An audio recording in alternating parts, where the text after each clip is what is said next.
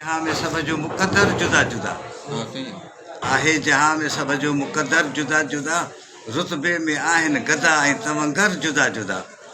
हर हिकु आहे मुसाफ़िर अदम जो ए सालिया, हर हिकु आहे मुसाफ़िर अदम जो ए सालिया, सब जो वतन आहे हिकिड़ो ऐं घर जुदा जुदा। पोइ हिन में सॼी ॿार जे ॿिए ते बि आहे जो त बाग़ बहारूं दुनिया जूं आहिनि सभु फानी, बाग़ बहारूं दुनिया जूं आहिनि सभु फानी। ॿाराणो वियो गुज़री नेब कई न जवानी, अची झटपट वई कुराड़प, न रही रुख़्स न रही कुवत मस्तानी। करिणो वठई करे वठ पोइ वक़्तु न मिलंदी जानी। घणो ई अथसि आहे रब सुभाणे कंदो साले सणायूं सभ जूं।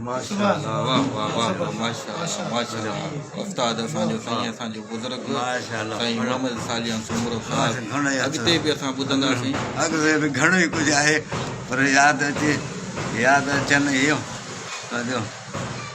पोइ वरी इन में हिकिड़ी 52 आख़िरी बि आहे, बग़ैर नुक़्ते जी गज़ल बि आहे, पर यादि मूंखे न आहे। बग़ैर नुक़्ते जे टुको आहे ई कोन, उनखे सॼो गज़ल आहे, उनखे महमला शाइरी चइबो आहे। उन गज़ल में सॼे में टुबको ई कोन्हे।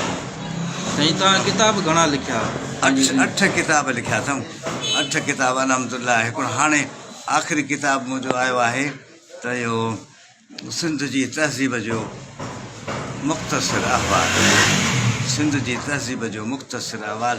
उन में गज़ल आहे हिकिड़ो पछाड़ी नमो, ज़िंदगी जो आख़िरी किताबु आहे ऐं आख़िरी गज़ल आहे। आख़िरी गज़ल तव्हांखे ॿुधायां त इश्क सां मंज़िल मिले तूं रक़्स कर, इश्क सां मंज़िल मिले तूं रक़्स कर, दिलि रुबा जो दर खुले तूं रक़्स कर।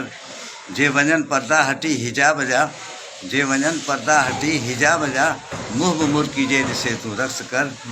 हू अचे जे अङण ते सदके थियां, हू अचे जे अङण ते सदके थियां, वाह छल अहिड़ो घुले तूं रक़्स कर।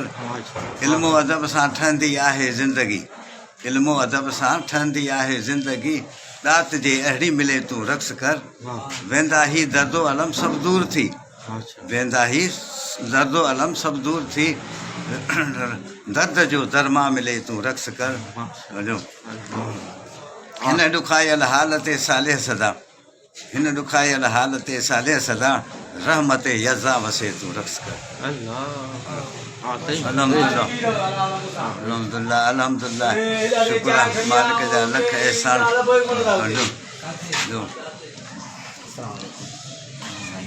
अदा ख़ुशि अदा ख़ुशि अदा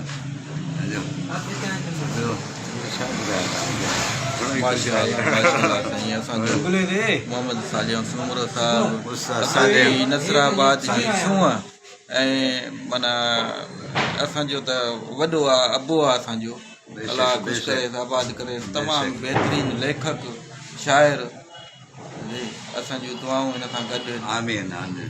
अलाह तव्हांखे ख़ुशि कंदो, आबाद कंदो। आमीन। माशाअल्लाह माशाअल्लाह।